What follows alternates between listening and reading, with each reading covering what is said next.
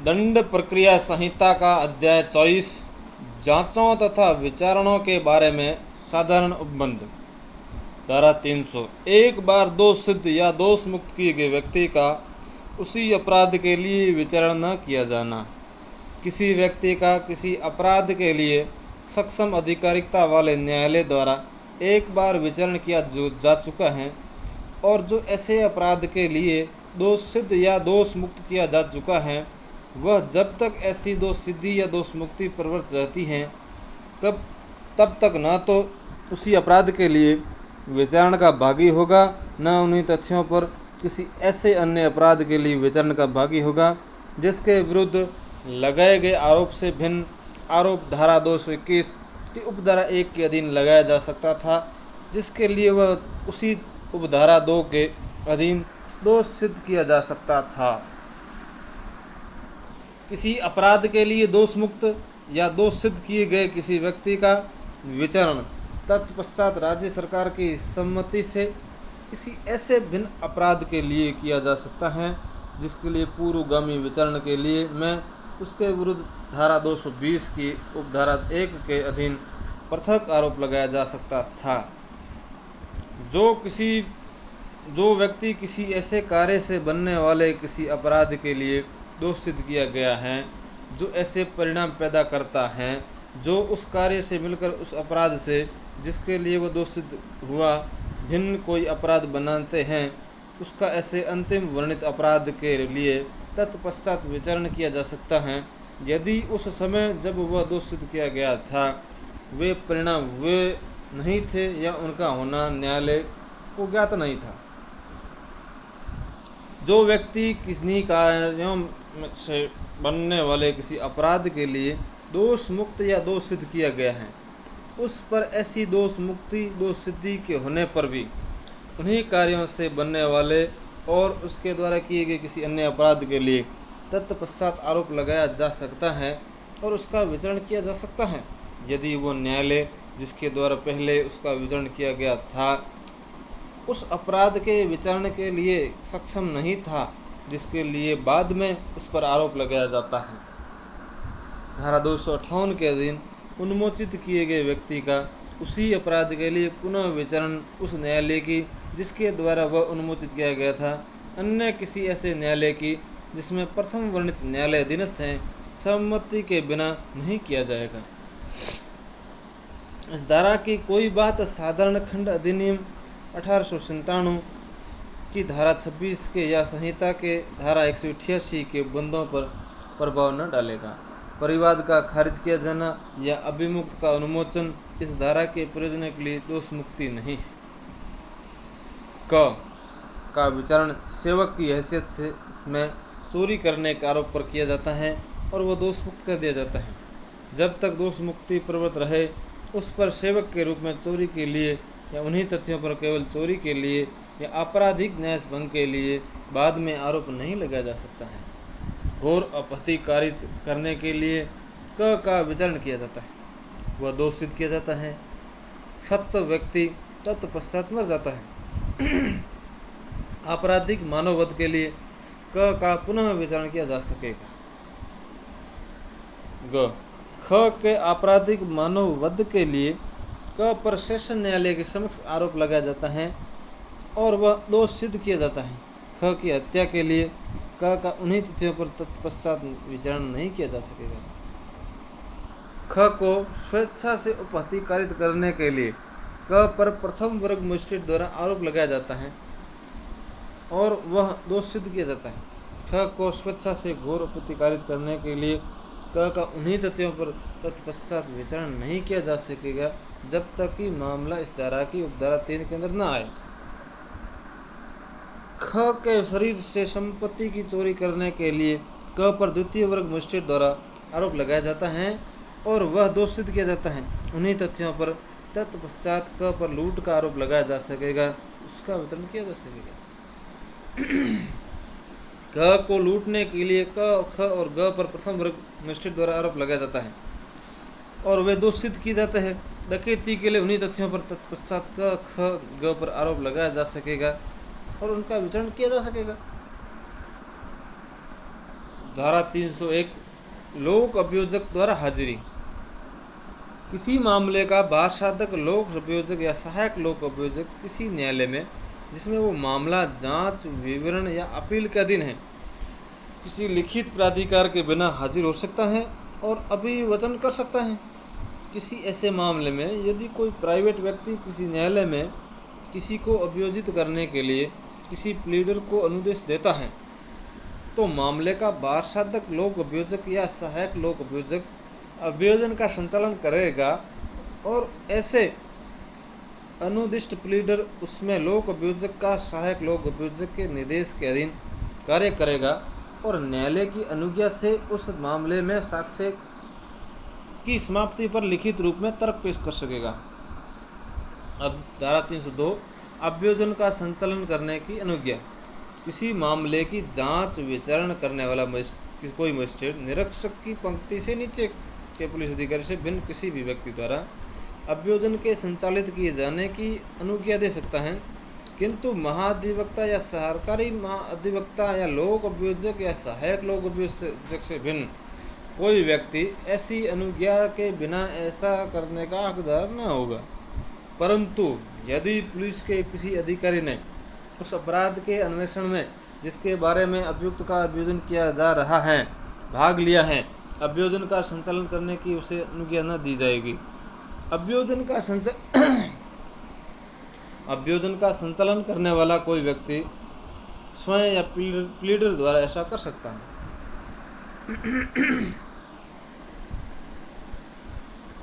धारा 303 जिस व्यक्ति के विरुद्ध कार्रवाई संस्थित की गई है उसका प्रतिरक्षा कराने का अधिकार।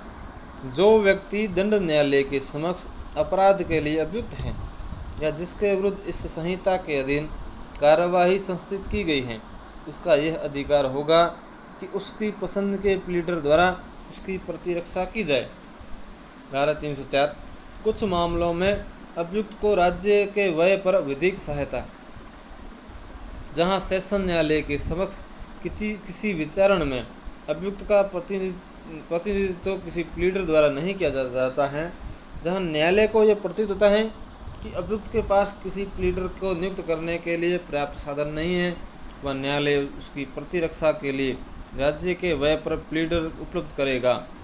राज्य सरकार के पूर्व अनुमोदन से उच्च न्यायालय उपधारा 1 के अधीन प्रतिरक्षा के लिए प्लीडरों के चयन के ढंग का, ऐसे प्लीडरों को न्यायालय द्वारा दी जाने वाली सुविधा का, ऐसे प्लीडरों को सरकार द्वारा संदेह फीसों का साधारणतः उपधारा 1 के प्रयोजनों को कार्यान्वित करने के लिए उपबंध करने वाले नियम बना सकता है।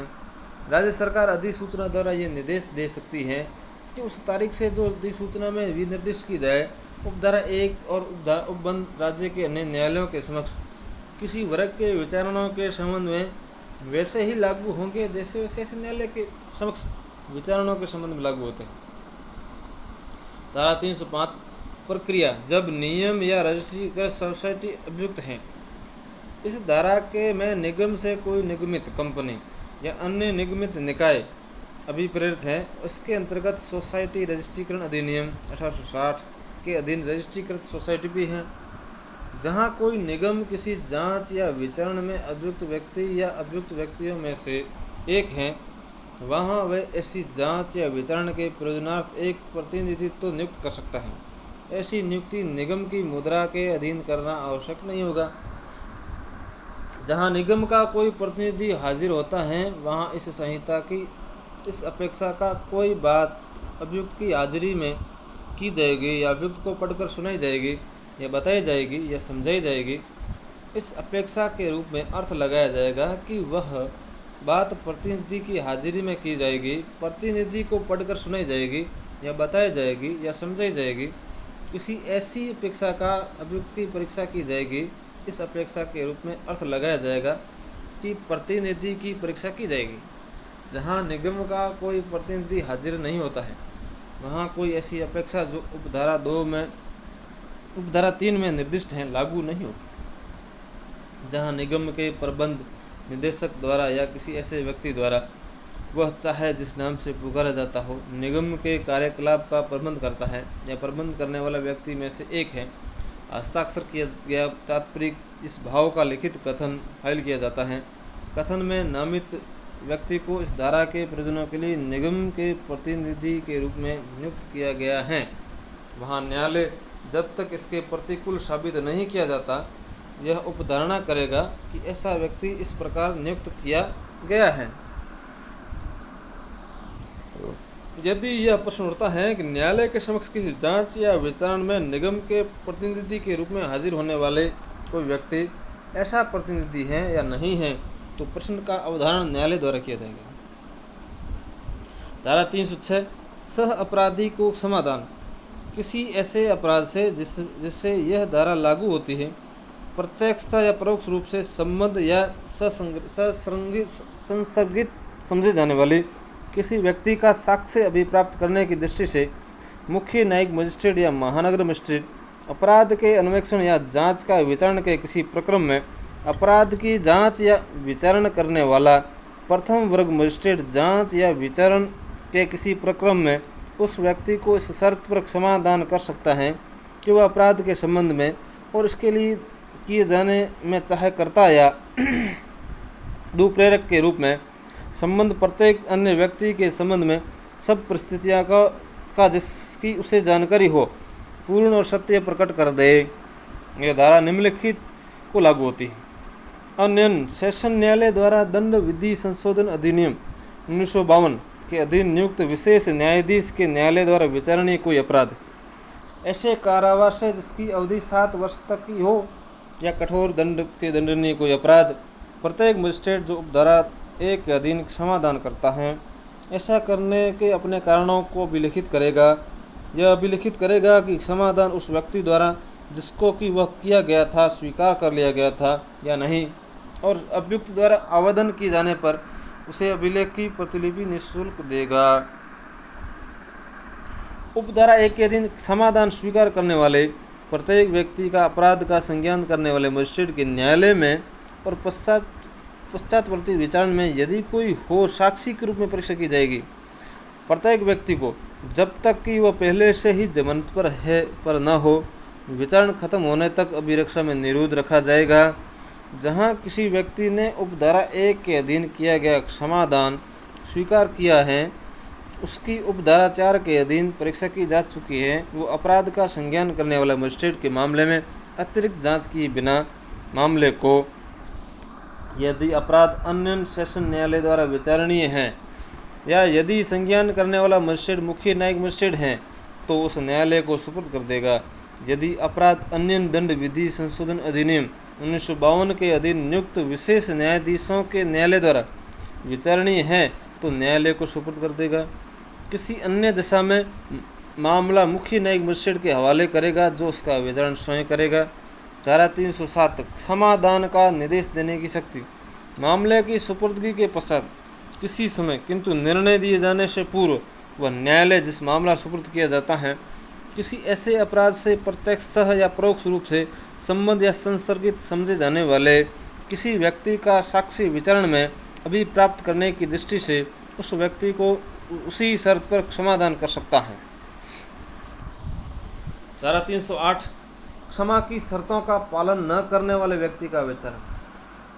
जहां ऐसे व्यक्ति के बारे में जिसने धारा 306 या धारा 307 के अधीन समाधान स्वीकार कर लिया है, लोक अभियोजक प्रमाणित करता है कि उसकी राय में ऐसे व्यक्ति ने न या तो किसी अत्यावश्यक बात को जानबूझकर छिपाकर या मिथ्या साक्ष्य देकर उस शर्त का पालन नहीं किया है जिस पर समाधान किया गया था, वहाँ ऐसे व्यक्ति का विचारण उस अपराध के लिए जिसके बारे में ऐसे समाधान किया गया था या किसी अन्य अपराध के लिए जिसका वह उस विषय के संबंध में दोषी प्रतीत होता है और मिथ्या साक्ष्य देने के लिए अपराध के लिए विचारण किया जा सकता है। परंतु ऐसे व्यक्ति का विचारण अन्य अभियुक्तों में से किसी के साथ संयुक्ततः नहीं किया जाएगा, परंतु यह और है कि मिथ्या साक्ष्य देने के अपराध के लिए ऐसे व्यक्ति का विचारण उच्च न्यायालय की मंजूरी के बिना नहीं किया जाएगा। धारा 195 तथा धारा 340 की कोई बात उस अपराध पर लागू न होगी। समाधान स्वीकार करने वाले व्यक्ति द्वारा किया गया और धारा 164 के अधीन किसी मजिस्ट्रेट द्वारा या धारा 306 के धारा 4 के अधीन किसी न्यायालय द्वारा अभिलिखित कोई कथन ऐसे विचारण में उसके विरुद्ध साक्ष्य में लिया जा सकता है। ऐसे विचारण में अभियुक्त ये अभियोजन करने का हकदार होगा कि उसने उन शर्तों का पालन कर लिया है जिन पर उसे क्षमा दान दिया गया था, और तब ये साबित करना अभियोजन का काम होगा कि ऐसी शर्तों का पालन नहीं किया गया है। ऐसे विचारण के समय न्यायालय, यदि वो सेशन न्यायालय है, तो आरोप अभियुक्त को पढ़कर सुनाए जाने और समझाए जाने के पूर्व, यदि वो मजिस्ट्रेट के न्यायालय का है तो अभियोजन के साक्षियों का साक्षी ले जाने के पूर्व अभियुक्त से पूछेगा क्या वह यह अभियोजन करता है कि उसने इन शर्तों का पालन किया है जिन पर उसे क्षमादान किया गया था। यदि अभियुक्त ऐसा अभिवचन करता है तो न्यायालय उस अभिभाग को अभिलिखित करेगा और विचारण के लिए अग्रसर होगा। वह मामले में निर्णय देने के पूर्व इस विषय में निष्कर्ष निकालेगा कि अभियुक्त ने क्षमा की शर्तों का पालन किया है या नहीं। यदि ये निष्कर्ष निकलता है कि उसने ऐसा पालन किया है तो वह संहिता के किसी बात के होते हुए भी दोष मुक्ति का निर्णय देगा। धारा 309 कार्यवाही को मुलतवी या स्थगित करने की शक्ति। प्रत्येक जांच विचारण में कार्रवाइयाँ सभी हाजिर साक्षियों की परीक्षा हो जाने तक दिन प्रतिदिन जारी रखी जाएगी, जब तक कि ऐसे कारणों से लेखबद्ध किए जाएंगे न्यायालय उन्हें अगले दिन से परे स्थगित करना आवश्यक न समझे। परंतु जब जांच या विचारण भारतीय दंड संहिता की धारा 376, धारा 376 क, धारा 376 ख, धारा 376 ग, धारा 376 घ के अधीन किसी अपराध से संबंधित हैं, तब जांच या विचारण यथासंभव आरोप पत्र फाइल की जाने की तारीख से 2 माह की अवधि के भीतर पूरा किया जाएगा। यदि न्यायालय किसी अपराध का संज्ञान करने या विचारण के प्रारंभ होने के पश्चात ये आवश्यक या उचित समझता है कि किसी जांच या विचारण का प्रारंभ करना मुलतवी कर दिया जाए या उसे स्थगित कर दिया जाए, तो वह समय समय पर ऐसे कारणों से जो लेखबद्ध किए जाएंगे ऐसे निबंधनों पर जैसे वो ठीक समझे उतने समय के लिए जितना उचित समझे उसे मुलतवी या स्थगित कर सकता है। यदि अभियुक्त अभिरक्षा में है तो उसे वारंट द्वारा प्रतिप्रेषित कर सकता है।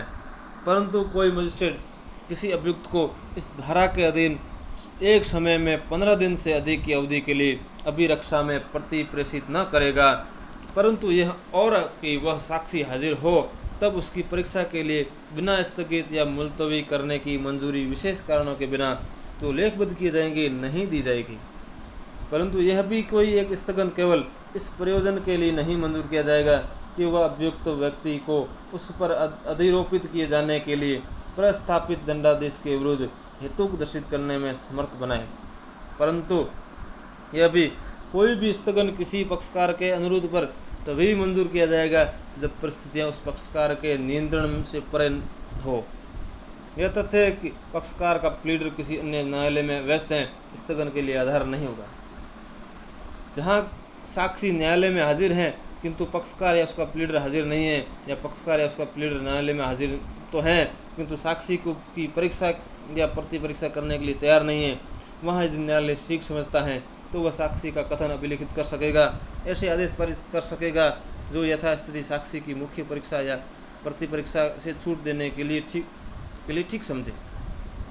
स्पष्टीकरण: यदि यह संदेह करने के लिए प्राप्त साक्ष्य प्राप्त कर लिया गया है कि हो सकता है कि अभियुक्त ने अपराध किया या संभव प्रतीत होता है कि प्रतिप्रेषण करने के अतिरिक्त साक्ष्य प्राप्त किया जा सकता है, तो यह प्रतिप्रेषण के लिए एक उचित कारण होगा। जिन निबंधों पर कोई स्थगन मुलतवी करना मंजूर किया जा सकता है उनके अंतर्गत समुचित मामलों में अभियोजन या अभियुक्त का द्वारा खर्चों का दिया जाना भी है। धारा 310 स्थानीय निरीक्षण: कोई न्यायाधीश मजिस्ट्रेट की जांच विचारण अन्य कार्रवाई के किसी प्रक्रम में पक्षकारों को सम्यक सूचना देने के पश्चात किसी स्थान में जिसमें अपराध किया जाना अभी कथित है किसी अन्य स्थान में जो जा सकता है और उसकी निरीक्षण कर सकता है जिसके बारे में यह राय है कि उसका अवलोकन किसी जांच या विचारण में दिए गए साक्ष्य का उचित विवेचन करने के प्रयोजन से आवश्यक है, तो ऐसे निरीक्षण में देखे गए किसी सुसंगत तथ्य का ज्ञापन अनावश्यक विलंब के बिना लेखबद्ध करेगा।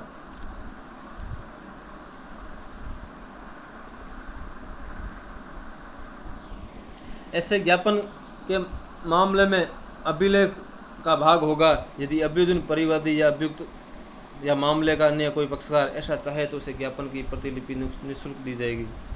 धारा 311 आवश्यक साक्षी को समन करने या उपस्थित व्यक्ति की परीक्षा करने की शक्ति। कोई न्यायालय इस संहिता के अधीन किसी जांच, विचारण, अन्य कार्रवाई के किसी प्रक्रम में किसी व्यक्ति को साक्षी के तौर पर समन कर सकता है या किसी ऐसे व्यक्ति की जो हाजिर हो यद्यपि वह साक्षी के रूप में समन न किया गया हो परीक्षा कर सकता है। किसी व्यक्ति को जिसकी पहले परीक्षा की जा चुकी है पुनः बुला सकता है और उन्हें पुनः परीक्षा कर सकता है। और यदि न्यायालय को मामले के न्यायसंगत विनिश्चित के लिए किसी ऐसे व्यक्ति का साक्ष्य आवश्यक प्रतीत होता है तो वह ऐसे व्यक्ति को समन करेगा, उसकी परीक्षा करेगा या उन्हें पुनः बुलाएगा, उसकी पुनः परीक्षा करेगा। धारा 311 का नमूना हस्ताक्षर या हस्तलेख देने के लिए किसी व्यक्ति को आदेश देने की मजिस्ट्रेट की शक्ति। यदि प्रथम वर्ग मजिस्ट्रेट का यह समाधान हो जाता है कि इस संहिता के अधीन किसी अन्वेषण या कार्रवाई के प्रयोजनों के लिए किसी व्यक्ति को जिसके अंतर्गत अभियुक्त व्यक्ति भी है नमूना हस्ताक्षर या हस्तलेखन देने के निर्देश देना समीचीन है तो वह उस आशय का आदेश कर सकेगा या उस दशा में वह व्यक्ति जिसमें आदेश संबंधित है ऐसे आदेश में भी निर्दिष्ट समय और स्थान पर पेश किया जाएगा या वहां उपस्थित होगा या अपने नमूना हस्ताक्षर या हस्तलेख देगा। परंतु इस धारा के अधीन कोई आदेश तब तक नहीं दिया जाएगा जब तक उस व्यक्ति को ऐसे अन्वेषण या कार्रवाई के संबंध में किसी समय गिरफ्तार न किया गया हो। धारा 312 परिवादियों और साक्षियों के व्यय। राज्य सरकार द्वारा बनाए गए किन्हीं नियमों के अधीन रहते हुए यदि कोई दंड न्यायालय ठीक समझता है तो वह न्यायालय के समक्ष इस संहिता के अधीन किसी जांच, विचारण, अन्य कार्रवाई के प्रयोजनों से हाजिर होने वाले किसी परिवादी साक्षी को उचित व्यय राज्य सरकार द्वारा दिए जाने के आदेश दे सकता है। धारा 313 अभियुक्त की परीक्षा करने की शक्ति। प्रत्येक जांच, विचारण में उस प्रयोजन के लिए से किसी अभियुक्त अपने विरुद्ध साक्ष्य में प्रकट होने वाली उन्हीं परिस्थितियों को स्वयं स्पष्टीकरण कर सके। न्यायालय इसी प्रक्रम में अभियुक्त को पहले से चेतावनी दिए बिना उससे ऐसे प्रश्न कर सकता है कि जो न्यायालय आवश्यक समझे। अभियोजन के साक्ष्यों की परीक्षा किए जाने के पश्चात अभियुक्त से अपनी प्रतिरक्षा करने की अपेक्षा किए जाने के पूर्व उस मामले के बारे में उसे साधारणतया प्रश्न करेगा। परंतु किसी संबंध मामले में जहां न्यायालय ने अभियुक्त को व्यक्तिगत हाजिरी से अभिमुक्ति दे दी है वह खंड ख के अधीन उसकी परीक्षा से भी अभिमुक्ति दे सकता है। जब अभियुक्त की उपधारा 1 के अधीन परीक्षा की जाती है तब उसे शपथ न दिलाई जाएगी। अभियुक्त ऐसे प्रश्नों के उत्तर देने से इनकार करने से या उसे मिथ्या उत्तर देने की दंडनीय न होगा। अभियुक्त द्वारा दिए गए उत्तरों पर जांच या विचारण में विचार किया जा सकता है।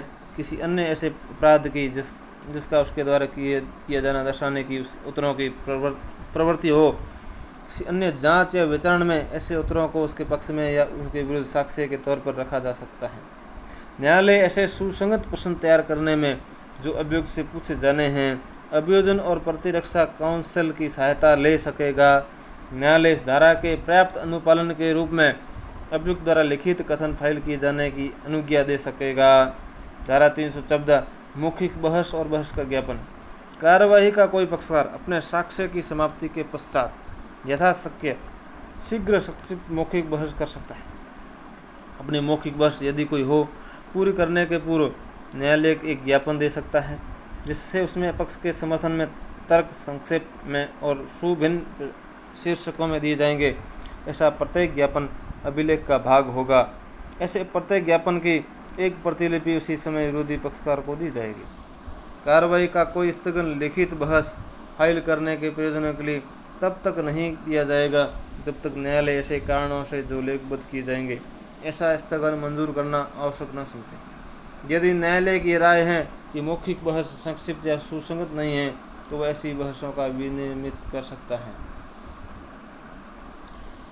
धारा 315 अभियुक्त व्यक्ति सक्षम साक्षी होगा। कोई व्यक्ति जो किसी अपराध के किसी दंड न्यायालय के समक्ष अभियुक्त हैं प्रतिरक्षा के लिए सक्षम साक्षी होगा। अपने विरुद्ध या उसी विचारण में उसके साथ आरोपित किसी व्यक्ति के विरुद्ध लगाए गए आरोपों को ना साबित करने के लिए शपथ पर साक्ष्य दे सकता है। वह स्वयं अपनी लिखित प्रार्थना के बिना साक्षी के रूप में न बुलाया जाएगा। उसका स्वयं साक्षी न देना पक्षकारों में से किसी के द्वारा न्यायालय द्वारा किसी टीका टिप्पणी का विषय न बनाया जाएगा। न उसे उसके या उसके विचारण के में उसके साथ आरोपित किसी व्यक्ति के विरुद्ध कोई उपधारणा की जाएगी। कोई व्यक्ति जिसके विरुद्ध किसी दंड न्यायालय में धारा 98 या धारा 107, धारा 108, धारा 109 या धारा 110 के अधीन या अध्याय 9 के अधीन या अध्याय 10 के भाग ख, भाग ग, भाग घ के अधीन कार्रवाई संस्थित की जाती है, ऐसी कार्रवाई में अपने आप को साक्षी के रूप में पेश कर सकता है। परंतु धारा 108, धारा 109 और 110 के अधीन कार्रवाई में ऐसे व्यक्ति द्वारा साक्ष्य न देना पक्षकारों में से किसी के द्वारा या न्यायालय के द्वारा किसी टीका टिप्पणी का विषय नहीं बनाया जाएगा, न ही उसके या किसी अन्य व्यक्ति के विरुद्ध जिसके विरुद्ध उस जांच में ऐसे व्यक्ति के साथ कार्रवाई की गई है कोई उपधारणा की जाएगी। धारा 316 प्रकटन प्रेरित करने के लिए किसी असर का काम में न लाया जाना। धारा 306, 307 में जैसा बंधित है उसके सिवाय किसी वचन या धमकी या अन्य कोई ऐसा असर अभियुक्त व्यक्ति पर इस उद्देश्य से नहीं डाला जाएगा कि उसे अपनी जानकारी के किसी बात को प्रकट करने या न करने के लिए उत्प्रेरित किया जाएगा।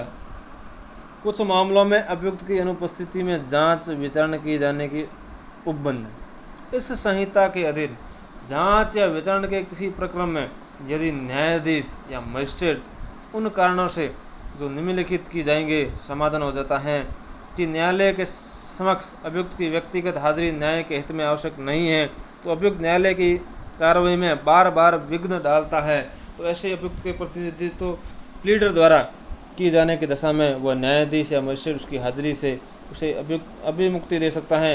उसकी अनुपस्थिति में ऐसी जांच या विचारण करने के लिए अग्रसर हो सकता है। कार्रवाई के किसी पश्चातवर्ती प्रक्रम में ऐसे अभियुक्त को व्यक्तिगत हाजिरी का निर्देश दे सकता है। यदि ऐसे किसी मामले में अभियुक्त का प्रतिनिधित्व प्लीडर द्वारा नहीं किया जा रहा है अथवा यदि न्यायाधीश या मजिस्ट्रेट का ये विचार है कि अभियुक्त को व्यक्तिगत हाजिरी आवश्यक है, तो ठीक समझे उन कारणों से जो उनके द्वारा लेखबद्ध किए जाएंगे वह या तो ऐसी जांच या विचारण स्थगित कर सकता है, आदेश दे सकता है कि अभियुक्त का मामला अलग से लिया जाए, विचारित किया जाए। धारा 318 प्रक्रिया जहां अभियुक्त कार्रवाई नहीं समझता। यदि अभियुक्त विकृचित न होने पर ऐसा है कि उसे कार्रवाई समझी नहीं जा सकती, तो न्यायालय जांच विचारण में अग्रसर हो सकता है। उच्च न्यायालय से भिन्न न्यायालय की दशा में यदि ऐसी कार्रवाई का परिणाम दोषसिद्धि है, तो कार्रवाई को मामले की परिस्थितियों को रिपोर्ट के साथ उच्च न्यायालय भेज दिया जाएगा और उच्च न्यायालय उस पर ऐसा आदेश देगा जैसा वो ठीक समझे। धारा 319 अपराध के दोषी प्रतीत होने वाले अन्य व्यक्तियों के विरुद्ध कार्रवाई करने की शक्ति। जहां किसी अपराध की जांच या विचारण के दौरान साक्ष्य से यह प्रतीत होता है कि किसी व्यक्ति ने जो अभियुक्त नहीं है कोई ऐसा अपराध किया है जिसके लिए ऐसे व्यक्ति का अभियुक्त के साथ विचारण किया जा सकता है, वह न्यायालय उस व्यक्ति के विरुद्ध उस अपराध के लिए इसके द्वारा किया जाना प्रतीत होता है कार्रवाई कर सकता है। जहाँ ऐसा व्यक्ति न्यायालय में हाजिर नहीं है, वहाँ पूर्वक प्रयोजनों के लिए उसे मामले की परिस्थितियों को अपेक्षा अनुसार गिरफ्तारी या समन किया जा सकता है। कोई व्यक्ति जो गिरफ्तार या समन न किए जाने पर न्यायालय में हाजिर है, ऐसे न्यायालय द्वारा उस अपराध के लिए जिसका उसके द्वारा किया जाना प्रतीत होता है जांच या विचारण के प्रयोजनों के लिए निरुद्ध किया जा सकता है। जहां न्यायालय किसी व्यक्ति के विरुद्ध उपधारा 1 के अधीन कार्रवाई करता है, वहां उस व्यक्ति के बारे में कार्रवाई फिर से प्रारंभ की जाएगी और साक्ष्यों को फिर से सुना जाएगा। खंड क के उपबंधों के अधीन रहते हुए मामले में ऐसे कार्रवाई की जा सकती है मानो वह व्यक्ति उस समय अभियुक्त व्यक्ति था, वह जब न्यायालय ने उस अपराध का संज्ञान लिया था उस पर जांच विचारण प्रारंभ किया गया था। धारा 320 अपराधों का समन।